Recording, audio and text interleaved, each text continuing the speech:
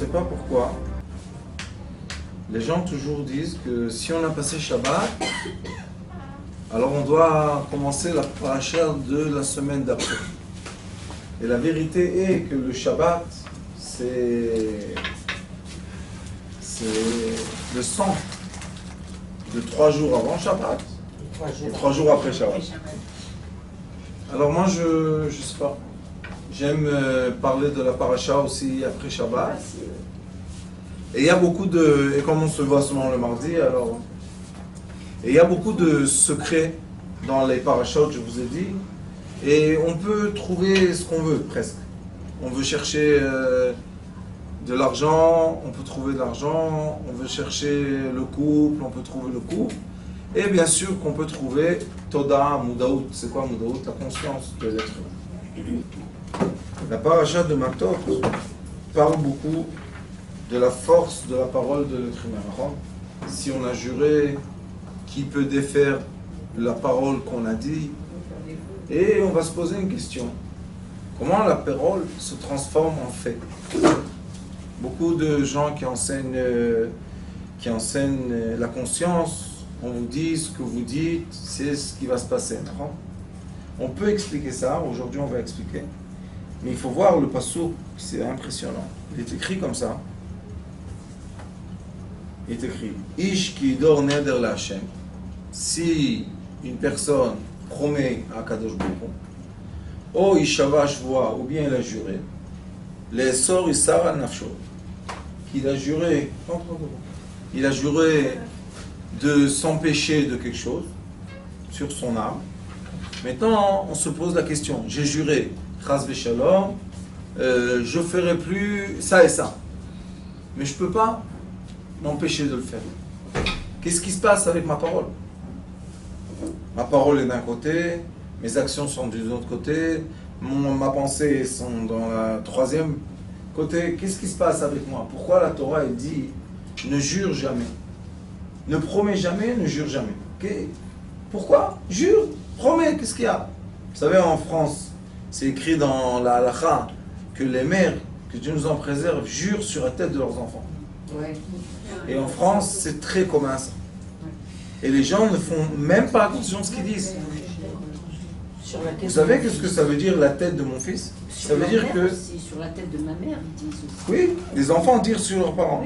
Ça veut dire que chas v'shalom, si je ne tiens pas ma parole, le mal va venir sur la tête. Oh, chas v'shalom.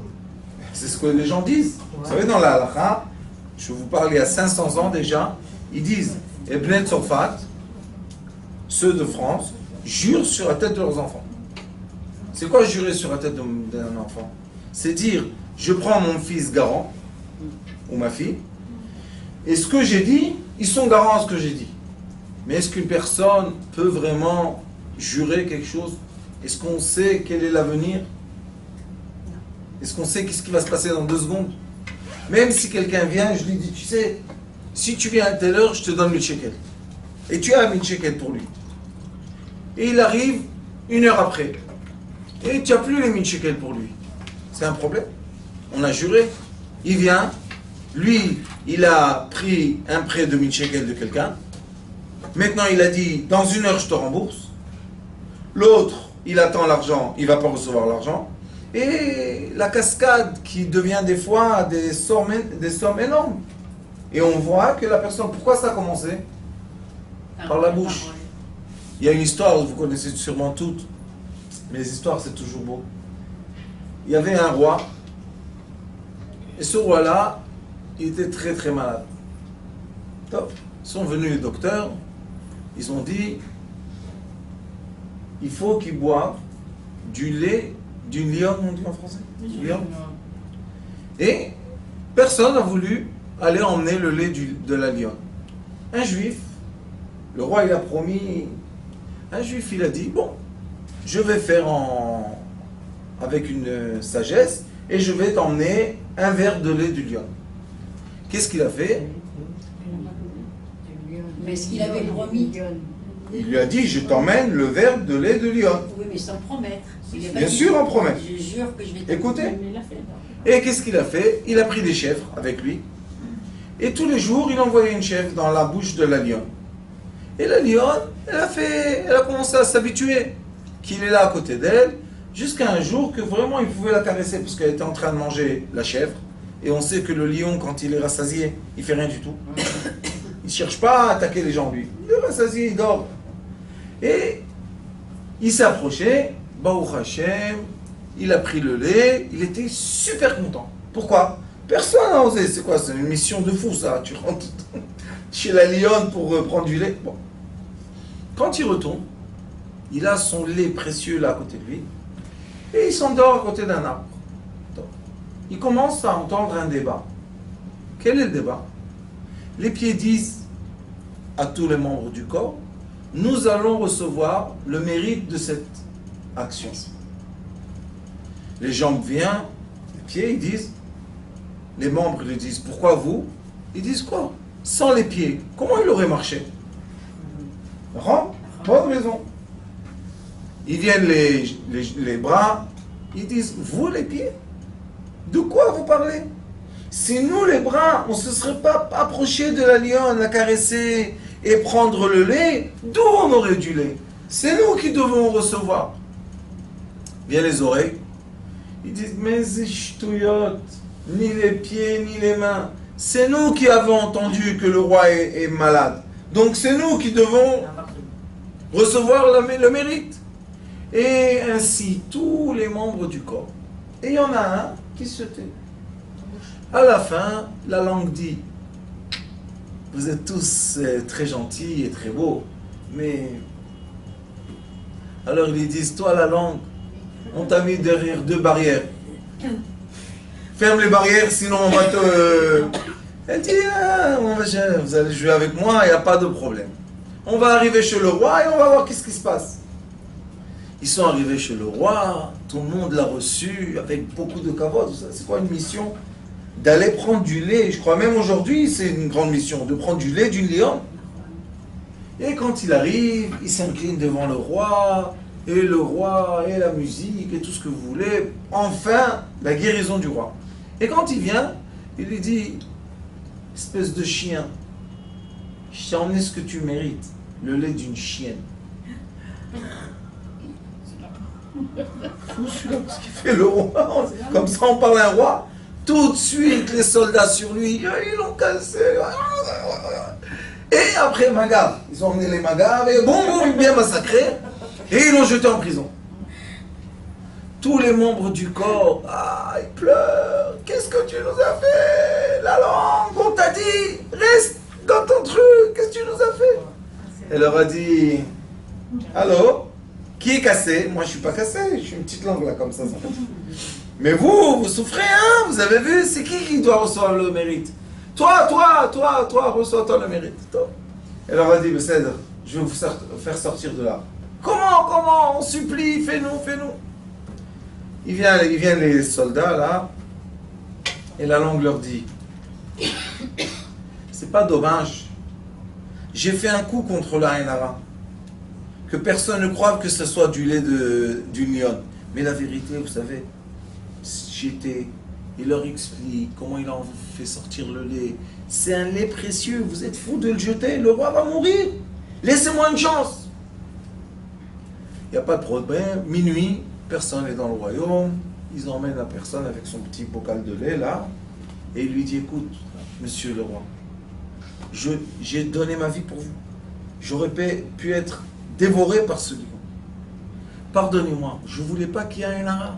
Vous comprenez? Si tout le monde aurait vu le lait, il vous aurait pris d'un Hainara, c'est pas plus dangereux que la maladie.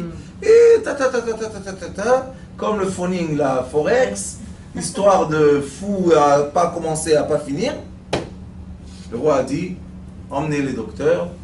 Les docteurs sont rentrés, il leur a dit, voilà, on a,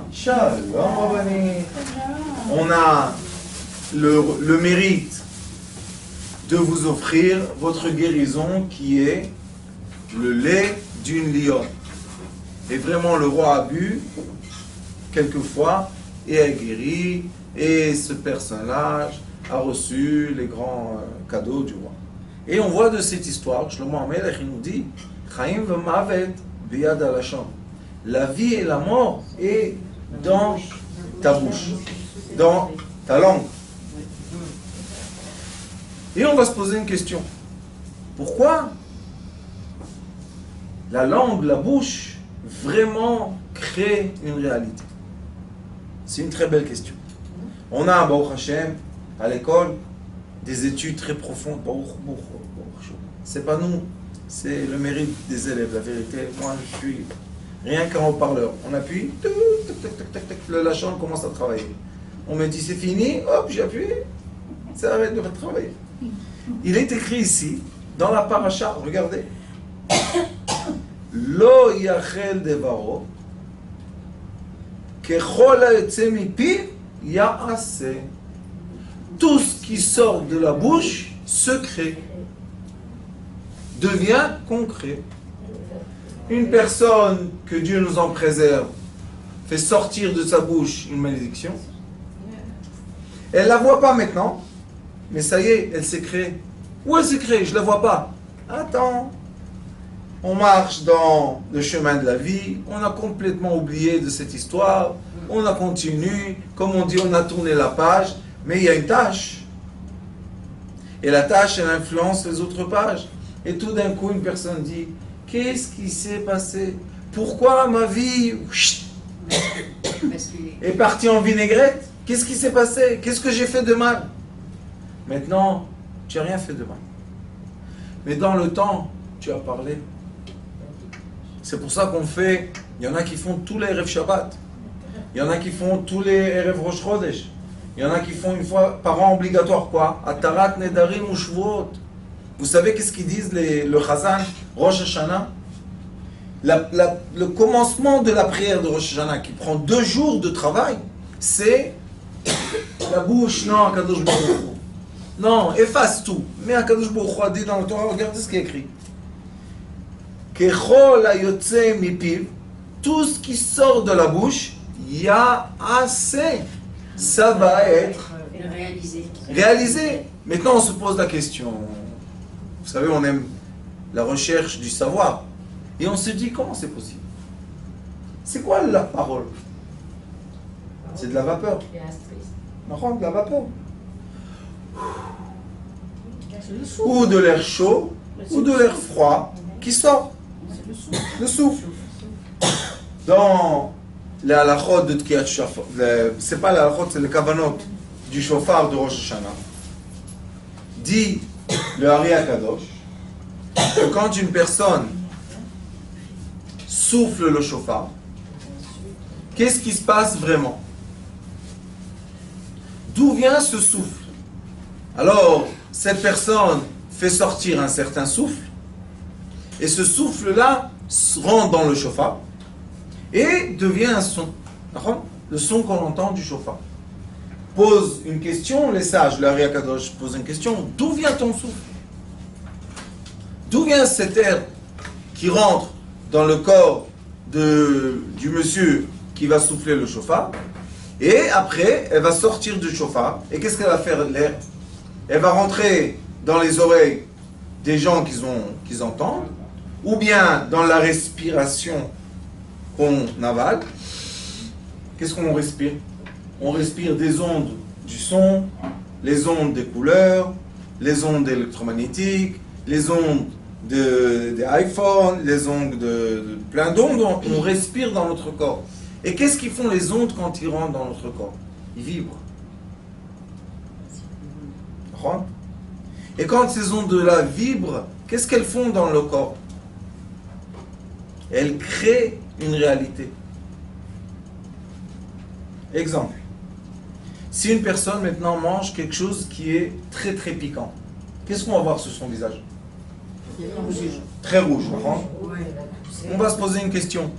Qu'est-ce que la différence entre un concombre piquant, pas un concombre, un piment, un piment on dit? Piment piquant, et un piment normal? Ça existe? Comment on dit? Poivron. Alors on a un piment qui est piquant et on a un poivron rouge. Quelle est la différence entre eux? Le goût, mais c'est pas le même, non, l'aspect. Quelle est la différence, vous savez? la vibration qui se dégage de quoi? De ce légume qui a été créé pour dégager de certaines vibrations. Par exemple, il y a des femmes qu'elles sont allergiques au piquant, et quand juste elles touchent, toutes leurs mains enflammées. Qu'est-ce qu'il y a? Pourquoi la main enflammée, hein? Parce qu'il y a des vibrations. La preuve que le poivron rouge est très doux. Le poivron jaune, moitié-moitié. Le poivron vert, ça commence à être plus piquant, plus fort. Dans la shakshuka japonaise, qu'est-ce qu'on met dedans? On met du rouge et du vert un peu. Ça donne un petit goût comme ça, sympathique. Et après, on met un peu de piment qui est piquant. Mais quand on a mangé le piment, qu'est-ce qu'on a fait? On a rentré dans notre corps un élément organique. On l'a défait avec nos dents, la salive de la bouche, et il est rentré dans l'estomac. Qu'est-ce qu'il fait là-bas, vous savez? L'estomac cuit le manger. Et quand il se cuit le manger, vous savez qu'est-ce qui se passe? Il s'ouvre, il se défait. Et on a une vibration lumière qui a été captée par le soleil dans le processus de la photosynthèse. Les légumes, les fruits captent des rayons de soleil, ils les gardent en capsulation, et quand on mange, ça se dégage. Le fruit, la capsulation s'ouvre, la lumière qui génère notre corps sort, se dégage, et les déchets s'en vont. Donc, on peut faire le parallèle entre ce qu'on mange et ce qui se passe dans notre corps, et ce qu'on respire et ce qui se passe dans notre corps. Exemple, on donne à quelqu'un respirer de l'air qu'il y a dedans du... Comment il s'appelle le noir là? Le truc girafe. Non, le Poivre. du poivre. Mais il éternue. Qu'est-ce qu'elle fait à personne? Il éternue. À part ça, Et tous. ça le brûle. Oui, ça pique. Ça pique, ça brûle. Je suis loin de toi, à 20 cm, je t'ai pas touché, laisse-moi tranquille, je fais ce que je veux. Oui, mais tu as enlevé ou du poivron, du poivre, ou bien il y a l'autre, comment il s'appelle, le jaune, la moutarde. C'est quoi? C'est de l'air qui sort avec une certaine vibration, qui pénètre notre système respiratoire et qui fait une réaction physique dans notre corps. Si on sait et on comprend que respirer de l'air ou manger du manger fait une réaction sur notre corps physique, et notre corps physique est quoi? Est seulement le reflet d'un corps astral qui est le reflet d'un corps plus astral qui est le reflet d'un corps plus astral. Ça veut dire que si l'air qui m'a pénétré a fait un effet sur mon corps physique, ça veut dire que la même air fait un effet sur le corps astral, puisqu'on est en miroir, oui. Ça, c'est dans la paracha de Avraham Avinu. Il est écrit Be'alone Mamre. Mazé Mamre Amara. C'est les miroirs, c'est le jeu des miroirs. Il a vu l'arbre à l'envers. Avraham Avinu a regardé le monde, il n'était plus dans la même dimension. Il regardait les choses de toute façon. Parce qu'après qu'il a fait la brite, Akadosh Baruch Hu se dévoile à lui dans une autre dimension de dévoilement. La même chose, le son. Ce chauffard magnifique qu'on souffle, dites les sages, que celui qui tient le chauffard dans sa main reçoit le souffle divin direct de la Bina qui rentre dans le corps de celui qui doit souffler, se réchauffe dans son cœur, se forme ou déforme dans le cœur de celui qui va souffler. Les poumons font de l'air pour refroidir, et cet air-là, ça s'appelle Hevel. C'est quoi? C'est l'air qui sort de notre corps, rentre dans le chauffard, se déforme d'après la forme du chauffard et sort maintenant dans la chambre. Les gens qui sont dans la chambre, qu'est-ce qu'ils font? À leur tour, ils respirent. Et des fois, la respiration de la voix de quelqu'un nous fait rentrer dans un état d'esprit de joie, des fois dans un état d'esprit de tristesse, des fois dans un état d'esprit de conscience, des fois dans un état d'esprit de folie un peu, on va faire un peu des fous. Qu'est-ce qu'on fait? On met la musique très forte, on va vite avec la voiture. Qu'est-ce qu'on fait? On change l'air. On change l'air qui nous entoure, on change notre comportement. Jusque-là, on était logique, non? On continue. L'air qui sort de notre corps, qu'est-ce qu'il fait? Il sort à 37 degrés, à peu près, et il s'éloigne de nous, non? Pourquoi il s'éloigne? Parce qu'il est léger, et la température change, non? Et plus il a fait sortir l'air chaude, et plus ça va prendre du temps pour l'air de se refroidir. Qu'est-ce qui se passe quand l'air se refroidit sur une glace? La buée de l'eau. Refroidissez l'eau, qu'est-ce qu'on va recevoir? Des gouttes d'eau. Ah, l'eau, pardon. C'est quoi un glaçon? C'est un mur. Par l'air, on peut passer. Par l'eau, on peut passer. Mais par la pierre, c'est fini, on ne peut plus passer. Vous savez qu'est-ce que fait la personne quand elle parle? Elle fait des murailles devant elle. Des murs, et des murs, et des murs. Des fois, un mur se crée 10 ans plus loin que la parole. Des fois, 5 ans. Des fois, 1 an. Et des fois, 1 seconde. Quelle est la différence, vous savez? Plus l'air est chaud, brûlant, j'ai parlé quand j'étais énervé, j'ai parlé quand j'étais contrarié, j'ai parlé quand je tapais des pieds, et j'ai fait sortir des cris. Le cri ne s'efface pas. Il va dans le futur et il va créer des réalités.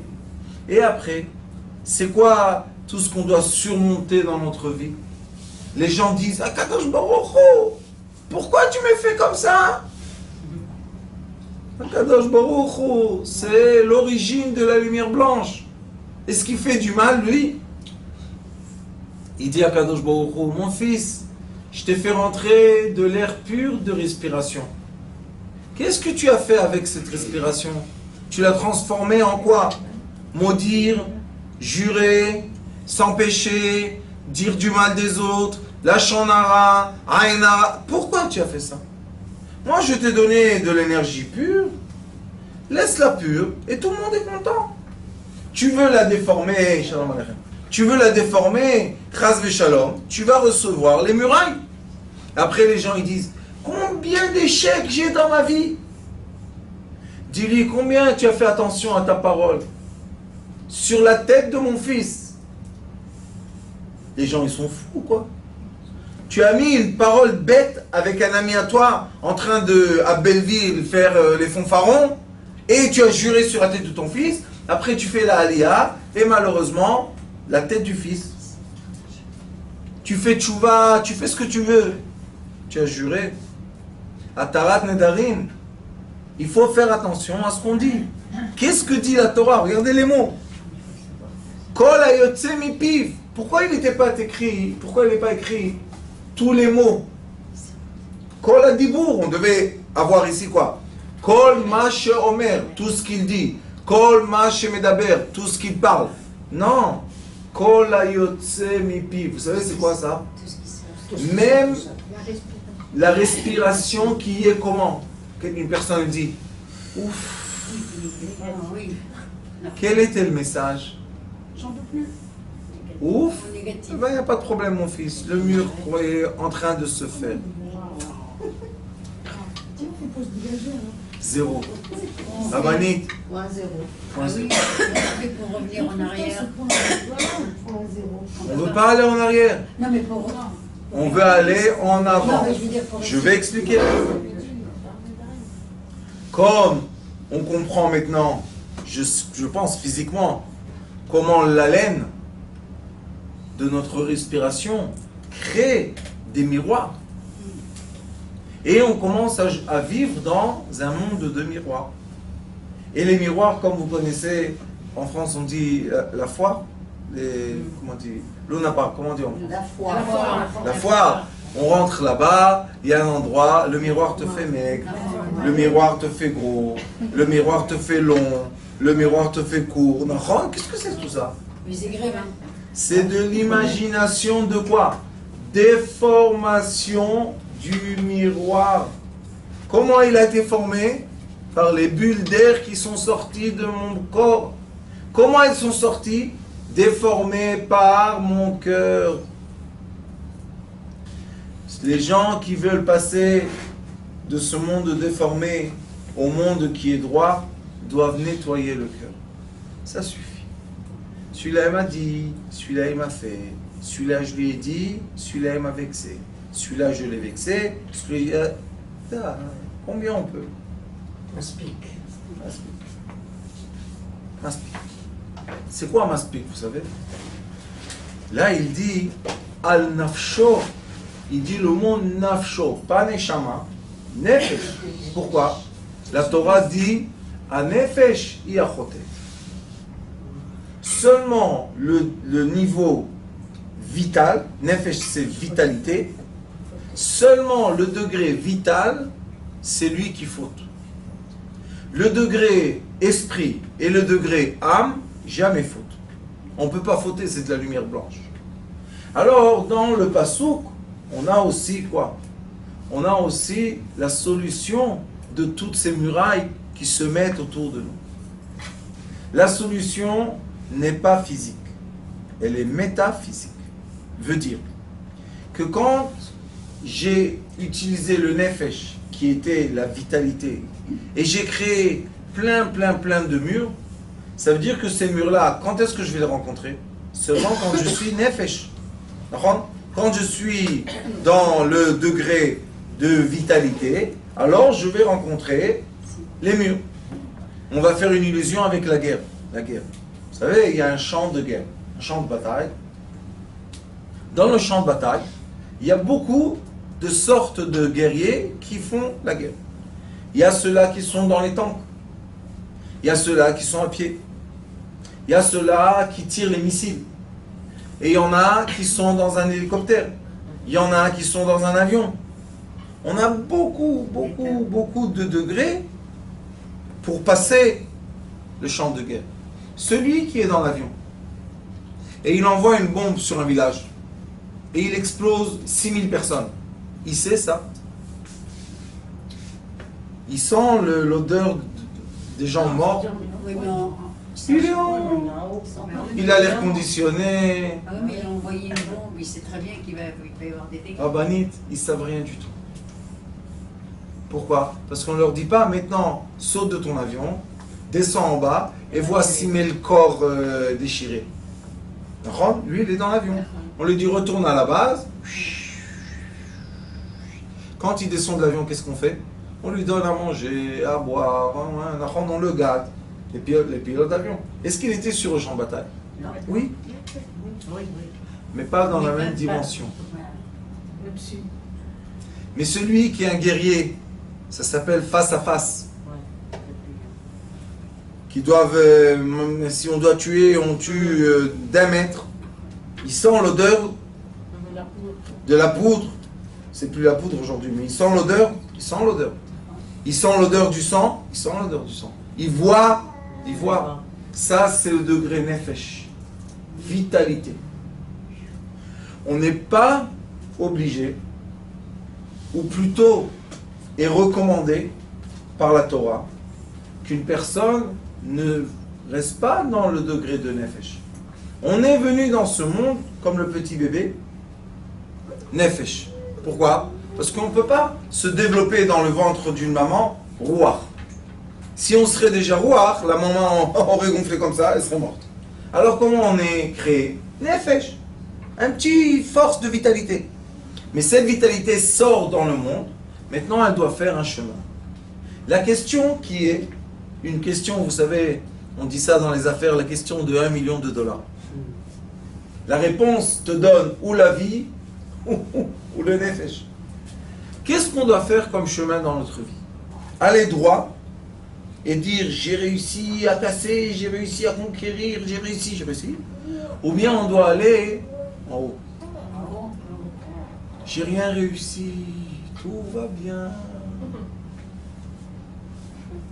Qu'est-ce que tu as fait de bien? Viens avec nous. Je suis fatigué, laisse-moi là-bas. Mais viens, okay, qu'est-ce qu'il y a? Qu'est-ce qui s'est passé? Pourquoi tu viens plus? Ça va, je veux plus venir. Qu'est-ce qui a changé? L'état d'esprit. Le soldat de guerre a dit je veux être un pilote d'air, ça suffit. Les odeurs, les bruits, les goûts que j'ai quand je suis nefesh, kola yotsemi piv, yase, j'en peux plus, je suis fatigué, la vie est dure. Tu as raison. Dans la dimension que tu dois tout le temps lutter, c'est très très dur. Mais qui t'a dit que tu dois lutter tout le temps? Change de vitesse. Vous savez, je connais une personne, je crois qu'il a 57, peut-être 62, quelque chose comme ça. Et toute sa vie, depuis l'âge de 20 ans, il travaille dans un terrain pour bâtiment. Vous savez, tous les produits de bâtiment. Et toute la journée, il est dans le soleil. Et il est sur le tracteur. Et il lève, et il baisse, et il descend. Et il écrit. Vous savez, c'est comme... Hé, donne-moi ça. Toute la journée, des angoisses. Un jour, il est venu. Je lui ai dit, écoute, ta femme, à 60 ans, elle ne peut plus t'honorer. Quand tu viens tous les jours du travail avec ce vocabulaire de rue, qu'est-ce que tu prononces dans ta maison? Il m'a dit, mais je suis un vaurien, je suis né dans la rue, blablabla. Je lui ai dit, mon fils, change de métier. Qu'est-ce que je vais faire? J'ai dit, fais chauffeur de bus. Aujourd'hui en Israël, il y a beaucoup de besoins de chauffeurs de bus. Je lui ai dit, à ton âge, ils sont contents parce que les chauffeurs plus âgés, ils sont plus calmes, ils vont pas vite. Fais chauffeur de bus. Tu vas être dans l'air conditionné, il est très gentil. Tu vas être gentil avec les gens. Aujourd'hui, tu ne dois pas te prendre la tête avec les tickets, vendre, acheter. Tu prends ton truc, tu arrêtes dans les stations, tu fais ton petit tour, tu travailles 8 heures, tu emmènes ta parnassa comme il faut à la maison. Mais, vous savez, il a le col un peu... Ça y est, à 60 ans, hein, ça suffit.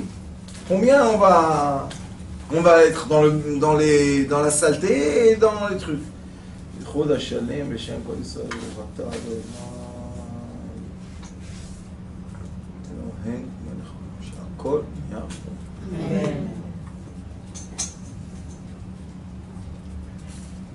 Nous dit la Torah, quand tu es nefesh, seulement quand tu es nefesh, kechol ha'yotze mipiv ya'aseh. Ma ze ya'aseh? Ya'aseh, c'est l'action. Asiya. Ça veut dire qu'on est dans quel monde? Asiya. Dans le monde de l'action, toute vapeur se transforme en matériel. Mais dans le monde de l'esprit ou dans le monde de l'âme qui s'appelle Ruach ou Neshama, là-bas, toute parole se transforme en lumière. Ce n'est plus du matériel, c'est de la lumière. Tout le monde pose la question, je reçois aussi beaucoup de emailing que les gens me disent de tout le monde. Mais Rav, comment on fait ça? Comment on passe de dimension? Alors je leur dis, le point zéro. Le Zohar Kadosh explique que de passer d'une dimension à l'autre, il faut se déshabiller pour se réhabiller dans un nouveau costume. Vous savez, quelqu'un qui était un grand guerrier, et il était dans les champs et la bataille. Et tout d'un coup, on veut lui donner quelque chose, une médaille d'honneur. Et on lui dit, vite, vite, le président et le chef de l'armée veulent te donner une médaille. Est-ce qu'il va tout sale et tout? Non. On lui donne un jour de vacances. Il se lave. Il a les habits qui sont représentatifs et pas les habits de guerre. Et il va propre. Alors qu'est-ce qu'il fait? Il se déshabille. Il se lave. Il se réhabille d'une autre façon. Nous aussi, la même chose. On doit se déshabiller pour se réhabiller. Il n'y a rien à faire contre ça. C'est une des règles de ce monde. Comme le papillon. Mais quand c'est un verbe, il est lourd, il se remplit, il mange, il mange. Pourquoi il se remplit? Vous savez, il s'étouffe. Il s'étouffe tout seul, il se remplit, il se remplit. Est-ce que c'est beau, un verre? Pourquoi? Au lieu de dessiner les papillons, on va dessiner les vers. C'est pas tellement beau un ver. Un papillon.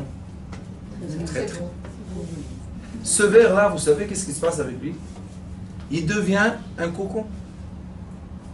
Vous savez que le cocon, à un certain moment dans l'évolution, vous savez qu'est-ce qu'il est? De la cendre. C'est de la pierre, c'est rien. Vous l'écrasez, il y a mais à un certain moment, ça devient liquide. Intérieurement, il y a un liquide qui se crée, et ce liquide, tout doucement, on voit que le cocon commence à prendre les couleurs, la forme, et un jour vient le printemps, et hop, les ailes s'ouvrent. Il devient un avion. Comme il est beau dans les champs, tout le monde, magique, comme c'est beau les papillons, d'accord? Pourquoi quand c'était un ver, tu ne l'as pas embrassé comme tu l'embrasses quand c'est un papillon? Pourquoi tu ne l'as pas cherché et tu l'as mis dans des cadres? Est-ce que vous avez vu des cadres de verre? Il n'y a pas des cadres de verre. Il y a des cadres de papillons, d'accord? Il est écrit Tola at Yaakov. Ah, Yaakov, tu es une Tola, tu es un ver. Pourquoi on n'a pas dit par Yaakov? Israël, c'est quoi? C'est elle. Il est devenu le Sar, c'est le président, pas président. Le ministre. Ministre de quoi? Céleste. Ça, c'est le papillon. Mais au début, qu'est-ce qu'il était? Tola Atia Akov. C'était un ver. Manger. Qu'est-ce qu'il voulait, Yaakov? Il a voulu du matériel. Et quand il est venu voir son frère Esav, qu'est-ce qu'il a rencontré? Vous savez? Les paroles qu'il avait dit quand il était jeune, 22 ans après, qui a peur de qui? Esav de Yaakov ou Yaakov de Esav? Yaakov de Esav. Mais si on lit bien comme il faut la paracha, vous savez qu'est-ce qui est écrit? Que les anges de Yaakov lui disent, voilà ton frère, avec 400 soldats, ils sont partis faire la chasse. Il ne savait même pas que son frère allait revenir. Pourquoi Yaakov a eu peur? Et toute la nuit, il a envoyé, il a dit comment rencontrer son frère. S'incliner. Est-ce qu'il a demandé quelque chose, son frère? Non. Quand il a vu, qu'est-ce qu'il a fait? Il l'a enlacé, il l'a embrassé. De quoi Yaakov avait peur? Des paroles qui se rappellent qu'il a dit. Et comme il avait dit des mauvaises paroles, maintenant quand il a rencontré son frère, dans son imagination, il était sûr que son frère voulait venger. Mais son frère était 22 ans avec son père. Tout va bien. Le frère qui faisait la compétition, il est parti. Qu'est-ce qu'il y a de mal? Et en plus, il a envoyé son fils Eliphaz. Il a pris tout l'argent. Il était content. Qu'est-ce qu'il a? Il est parti avec ses amis, faire la chasse, emmener à manger. Qu'est-ce qu'il y a? Yaakov a tremblé de peur. Vous savez qu'est-ce qui est bizarre? Il est écrit que Yaakov avait seulement 600 000 chiens. Il était un berger.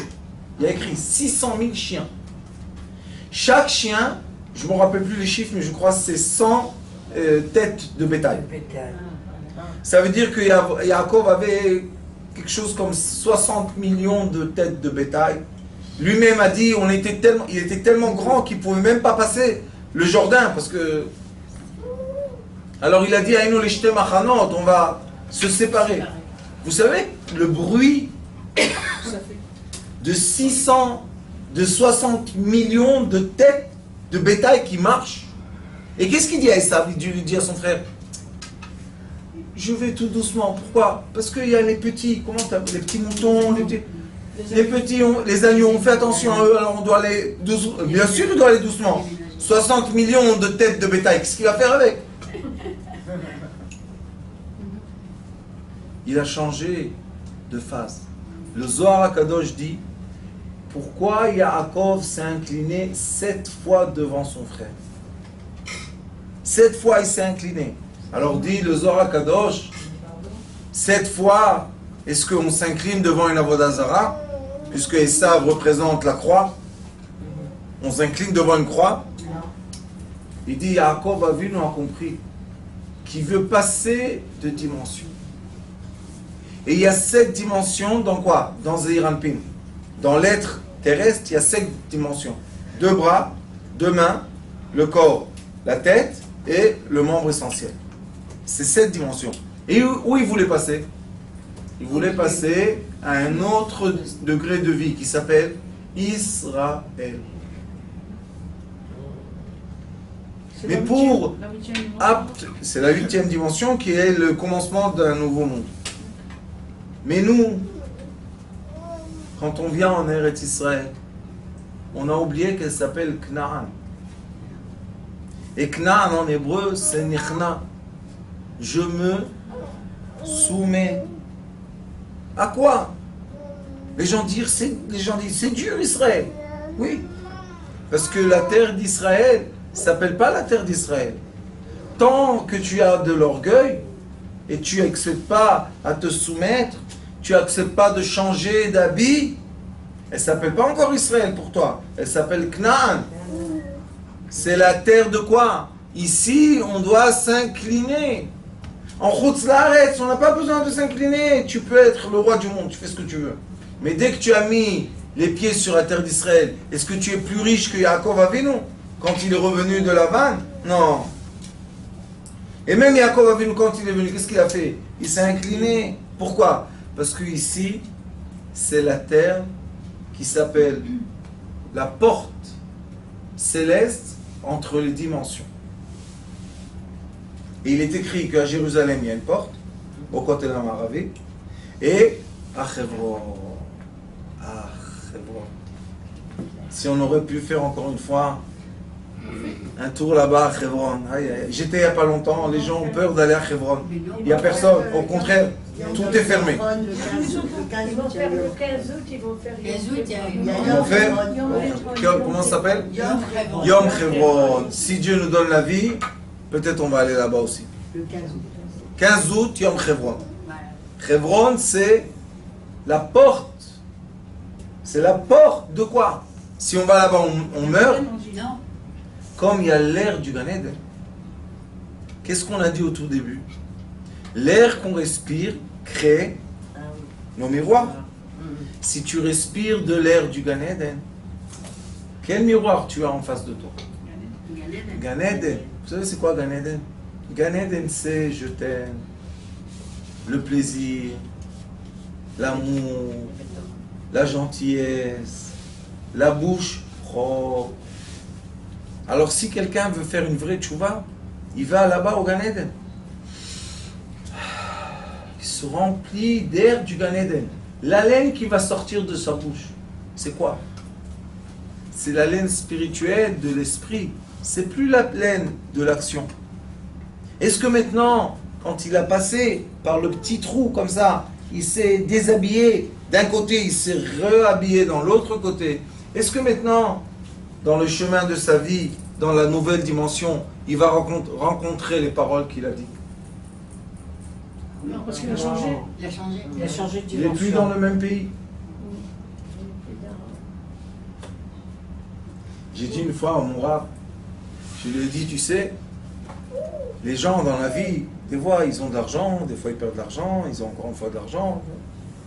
Alors je lui ai dit, il y a une halakha qui renforce, qui donne de la force.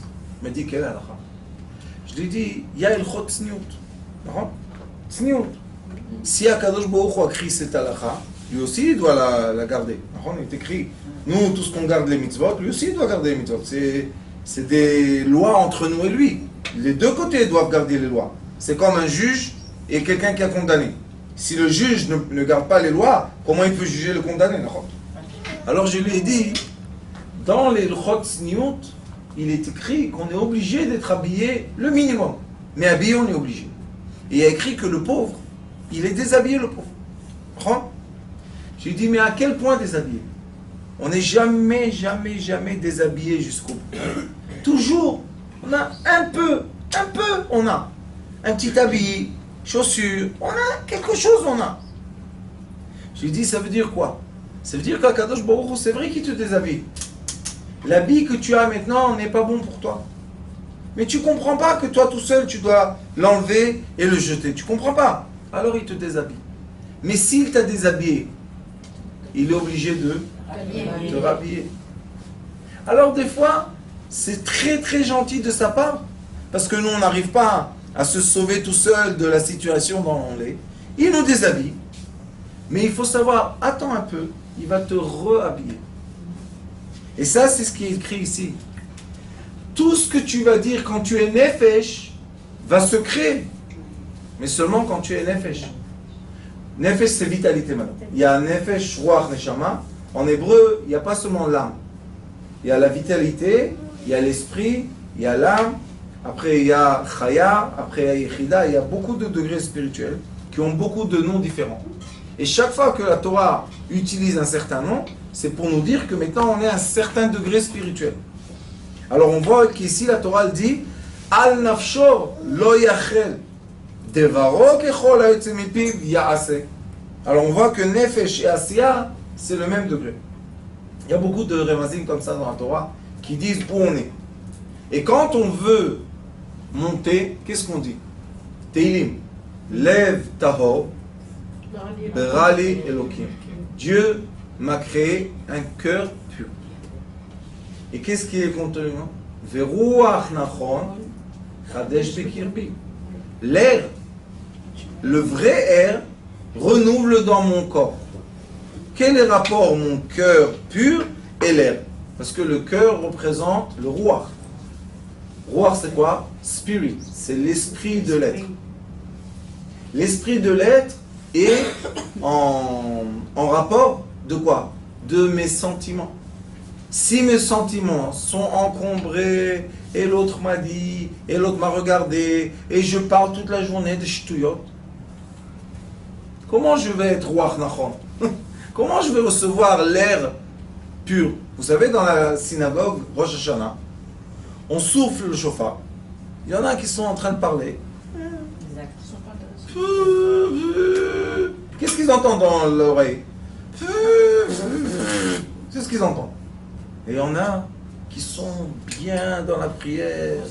Lev, Taor, Beral, Elokim. Ils ont bien travaillé l'oul. Ils ont bien fait les slichot. Qu'est-ce qu'ils entendent? Et des fois, quand on ferme les yeux, on ne sait pas combien de temps il y avait le chauffard. Ça, c'est quoi? Se recréer. C'est vrai, il y a une thérapie qui s'appelle Rebirth. Je peux me renaître. Mais ils ont oublié une chose. Où te renaître? Encore une fois dans l'action. Encore une fois dans la création de quoi? Des limites, des... Non. Tu veux te recréer. Yaakov, c'est le Shon Ekev. C'est quoi Ekev? Le talon. Israël, le Shon El. C'est au-delà de l'être humain. Et Yaakov Avinu, comment il a changé de dimension? Il s'est incliné, Nichna, Eretz Knan, il s'est incliné. Devant son frère, il est devenu zéro. Zéro. Bah. Vous savez qu'est-ce qu'il était écrit après? Quand Yaakov enterre son père, Ishmaël lui dit Venatatali et Ar Seir. Donne-moi une montagne, et c'est tout. Et toute la terre d'Israël. Il dit c'est à toi, mon frère. Combien d'efforts il a fait au début quand il était nefesh? Il lui a volé d'être l'aîné. Après, il lui a volé les brachot de son père. Et après, il a volé le cœur de son beau-père. Tout le temps. Et qu'est-ce qu'il a reçu? Celui-là, il a couru après lui, il voulait le tuer. Son frère. Après, Lavan a couru après lui, il voulait le tuer. Son beau-père. Et après, il est venu à Eretz Knaan. Je ne veux plus rien. Yaakov, lo yekare shimcha Yaakov. Israël, tout va bien, je suis content. Et savent, qu'est-ce que tu es parti chercher? Des moutons? Tiens, ils l'ont donné des milliers. Tiens, prends. Je veux de la paix. À quoi ça sert beaucoup d'argent et beaucoup de problèmes? Un peu pour vivre et la paix. La terre d'Israël ne s'appelle pas Israël. Ça s'appelle Canaan. Canaan. Après, Israël. Baruch Adonai Leolam. Amen. Annonce. Annonce. Tous ceux qui veulent venir avec nous au désert s'adressent à Rabbanit Lina. À part ça, quelle annonce on a encore? L'école. Ceux qui veulent s'inscrire à l'école l'année prochaine s'adressent à Rabbanit Gila. Qu'est-ce qu'on a encore comme annonce? Tous ceux qui veulent être heureux, tapez des mains. Que Dieu bénisse le peuple d'Israël. Et tout le monde entier. Amen.